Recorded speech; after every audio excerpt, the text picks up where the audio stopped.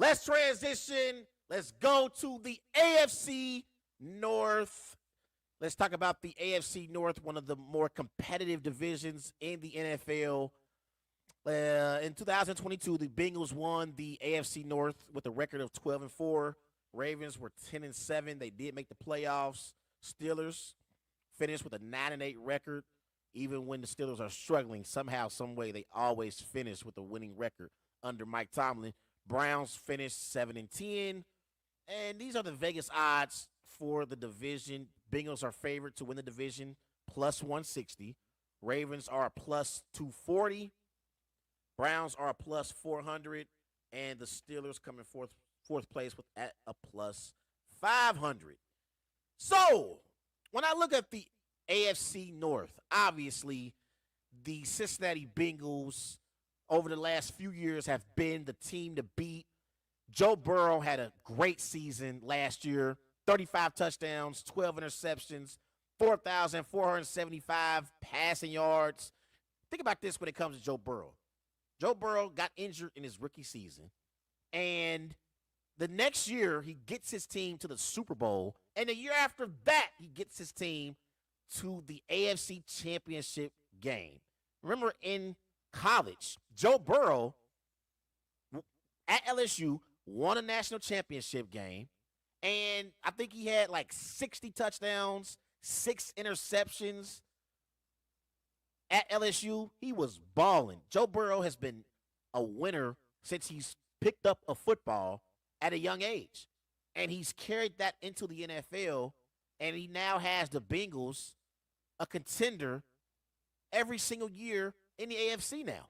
The Bengals can be forget pencil. They can be marked with a pen down as a team that's going to compete in the AFC North and in the AFC overall because they have Joe Burrow. Joe Burrow is the real deal. He's a top 3 quarterback in the NFL, and depending on the afternoon who he was going up against, he could be the best quarterback in the NFL. He could be the best quarterback in the NFL. You look at the Bengals offense. They still got Joe Mixon, who took a pay cut earlier in the offseason. They did lose P. Ryan to the Broncos, but they still got Mixon back there in the backfield. He's going to get majority of the carries. At receiver, you still got Jamar Chase, a top 5 receiver in the NFL. You still got T. Higgins, who I believe is one of the best number 2 receivers in the NFL. And you got Tyler Boyd.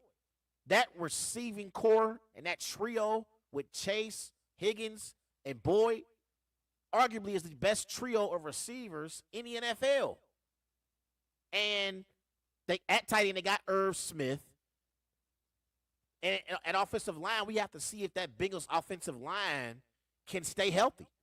You got Ted Karras up front. You got Alex Kappa at right guard. You got Jonah Williams as well as your tackle. At left tackle, you got Orlando Brown, who they traded for earlier in the offseason.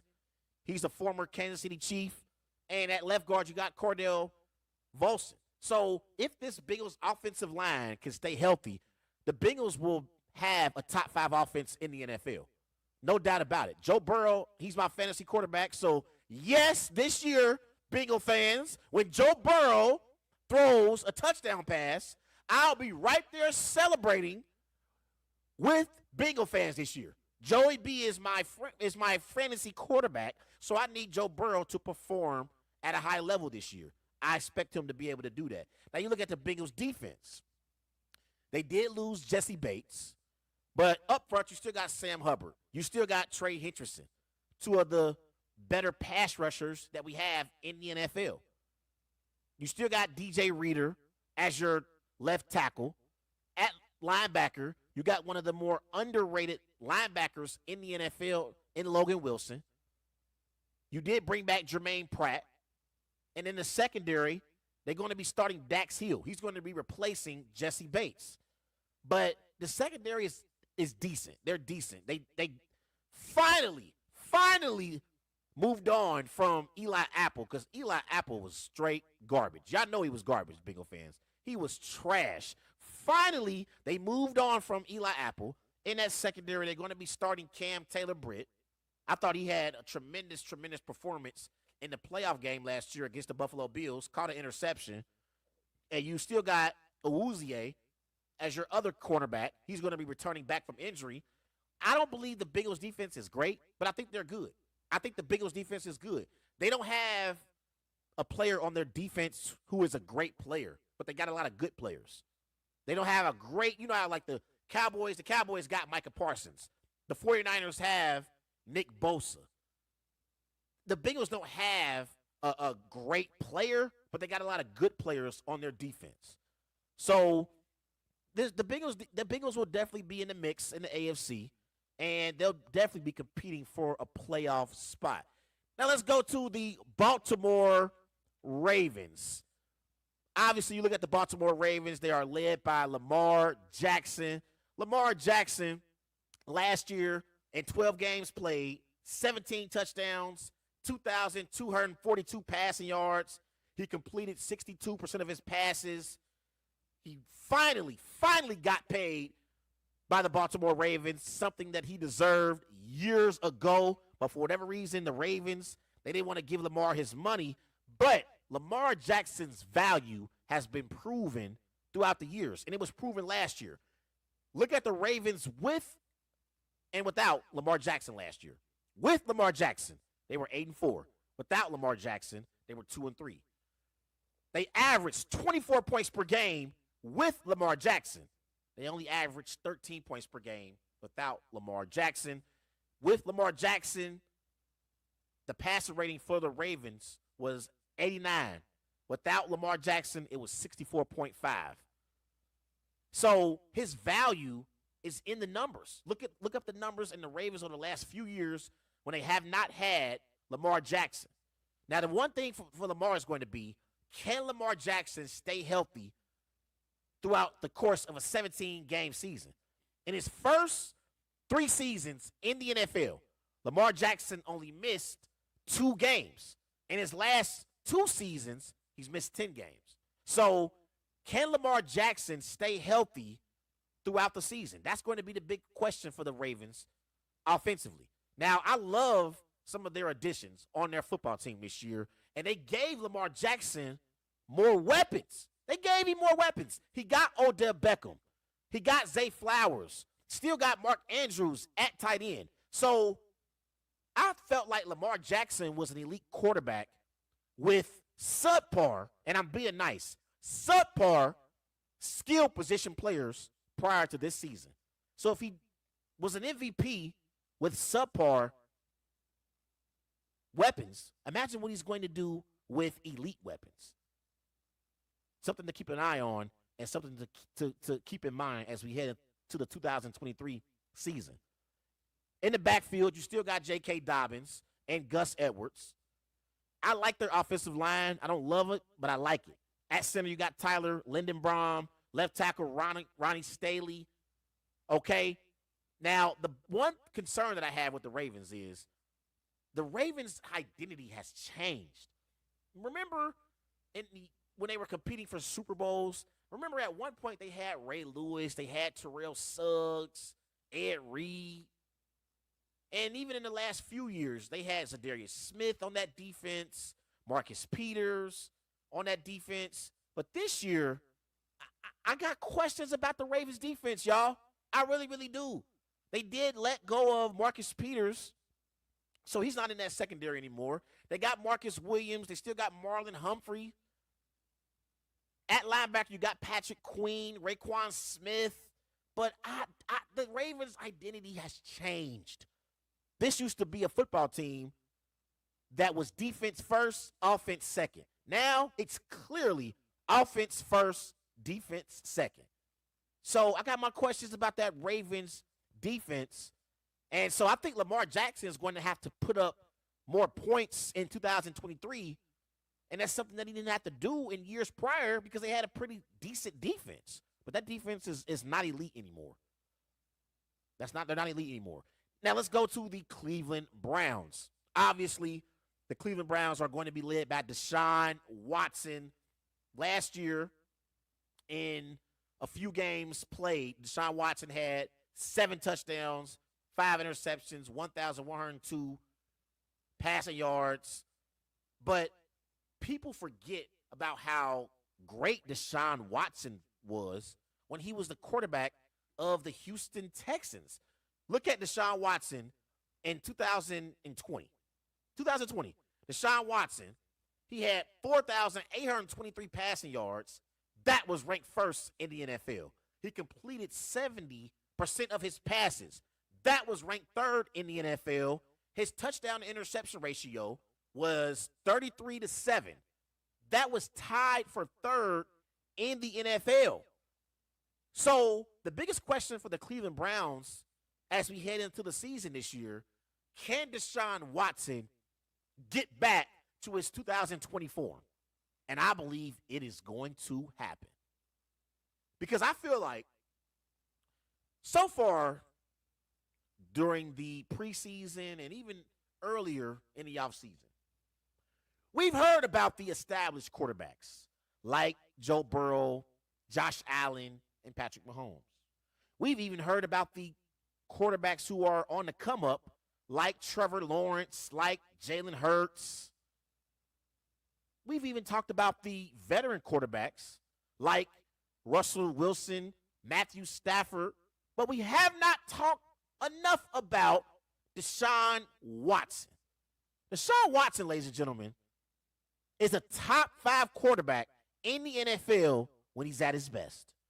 There was a point in time when I said, when he was in Houston, that if you gave him the supporting cast that Mahomes had in Kansas City, if you gave him that in Houston, he would have similar success like Mahomes. I said this. This is what I said. Before there was Josh Allen, before there was Joe Burrow, before there was Justin Herbert and Jalen Hurts and Trevor Lawrence, it was Deshaun Watson and Patrick Mahomes. Let's not forget about how great Deshaun Watson is. And I think Deshaun Watson is going to prove that he's still a top 10 quarterback in the NFL. Maybe even top 5. But you look at the weapons that he has on the offensive side of the ball. You still got Nick Chubb as your running back. I think Nick Chubb is one of the best running backs that we have in the NFL. At receiver, you got Amari Cooper. You got Elijah Moore. At tight end, you got David Njoku. Okay? So he has, I would say, decent weapons to distribute the football to. I think they're going to run the football a lot this year with Nick Chubb. And if you can run the football with Nick Chubb and have opposing defenses bring 8-9 in the box, you get one-on-one coverage on the outside with Elijah Moore and Amari Cooper, and I believe they can deliver in those type of situations. So that's if they can run the football with Nick Chubb, that's going to be a key for the Cleveland Browns offensively. I like their offensive line. They still got to improve. But at left tackle, you got Jedrick Wilson. Center, you got Ethan Payak, Wyatt Teller. They got a decent offensive line with the Cleveland Browns. But even as great as Deshaun Watson is, the best player on the Cleveland Browns is Myles Garrett. He's better than Deshaun Watson. He's better than Nick Chubb. Myles Garrett is a top 5 defensive player in the NFL. So up front, you got Myles Garrett. You got Dalvin Tomlinson. They did bring in Zadarius Smith. That was a nice pickup for this Cleveland Browns football team. In that secondary, you still got Denzel Ward. You still got Greg Newsome the second. So I think the Browns are a sleeper in the AFC. I think they are one of those teams that can surprise other teams this season. Be on the lookout for the Browns. Don't sleep on the Cleveland Browns. Now let's talk about the Pittsburgh Steelers. They finished with a 9-8 record last year. They got Mike Tomlin as their head coach. Mike Tomlin is one of the best head coaches in the NFL. And for whatever reason, whenever the Pittsburgh Steelers play football and they play throughout the season, they always finish the season with a winning record. Death taxes and the Steelers having a winning record at the end of the season is something that you can rely on. You can rely on that because Mike Tomlin always has the Steelers with the winning record. They might not make the playoffs, but they always have a winning record by season's end. They're led by Kenny Pickett. Last year, Kenny Pickett in his rookie season, 7 touchdowns, 9 interceptions. He wasn't great. But I expect Kenny Pickett to be better this year. In the backfield, you got Najee Harris. At receiver, you got George Pickens. This is someone who many people believe is going to have a breakout season at receiver. I like their skill position players in Pittsburgh. If there's one thing that the Steelers do well, it's being able to draft great quality receivers. Even back to Hines Ward, Antonio Brown, and now at receiver, you got George Pickens. You still got Deontay Johnson. You got Miles Boykin as well. I like their skill position players in Pittsburgh. At tight end, you still got Pat Freiermuth, and I think he's an underrated tight end. So Kenny Pickett has some weapons to distribute the football to. I think they're going to have to run the football more with Najee Harris, but that offensive line, they have to be better this year. That was one of the issues that we had with the Steelers over the last few years. For whatever reason, the Steelers got away from their identity. They wanted to throw the football all around the yard. What made the Steelers great and what helped them win 6 Super Bowls was their ability to run the football and punch opposing teams in the mouth. That's what made the Steelers great. So I think Mike Tomlin and the Steelers offense needs to get back to their identity, and they need to run the football with Najee Harris. I think Najee Harris has a chance to be a top 5 or maybe even top 10 for sure running back in the NFL this year. I got high expectations for Najee Harris. But like I said, I just think that they have to get back to their identity. Now, defensively, they obviously had T.J. Watt. T.J. Watt is a top 3 defensive player in the National Football League. T.J. Watt is dominant when he plays. But when he doesn't play, that's usually when the Steelers lose. But defensively, you got T.J. Watt. In that secondary, you still got Minkah Fitzpatrick, Joey Porter Jr. as well. You got Levi Wallace at cornerback. But if T.J. Watt plays, I don't have any questions about the Steelers' defense. Anytime T.J. Watt's on the field, I always feel like the Steelers are going to be able to get stops when they need to. And that's another thing, too, that I feel like they need to get back to being a great defensive football team. The last few years, they've been more of a finesse football team, not a physical football team. And in order for them to be contenders in the AFC, they need to be a physical football team, not finesse. Leave that for the Bengals, who has weapons, and the Chiefs, who have Patrick Mahomes, and the Chargers, who have Justin Herbert. Let them be a finesse football team. In order for the Pittsburgh Steelers to be contenders in the AFC North and in the AFC, they need to be more physical at the point of attack. So that's how I'm looking at the AFC North. It's going to be interesting this year. But even though the Steelers have Mike Tomlin, I don't have high expectations for the Steelers. I don't have them as a playoff team. It's unfortunate because I believe that when it comes to divisions, I think the Steelers are going to be like the best 4th place team in the NFL. The Steelers are better than the Bears. They're better than the Commanders. Like it's unfortunate. They just play in the AFC North. It's unfortunate. It really, really is. Like they better than some of these other teams that are going to be in last place, but they're not going to make the playoffs. And I believe that the Browns are going to finish 3rd in the AFC North.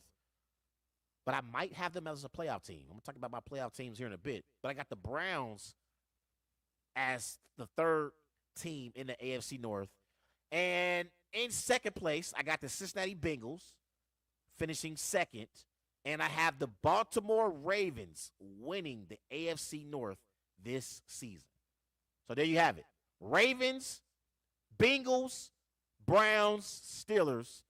That's how the AFC North will be this season. And those are my predictions for the 2023 AFC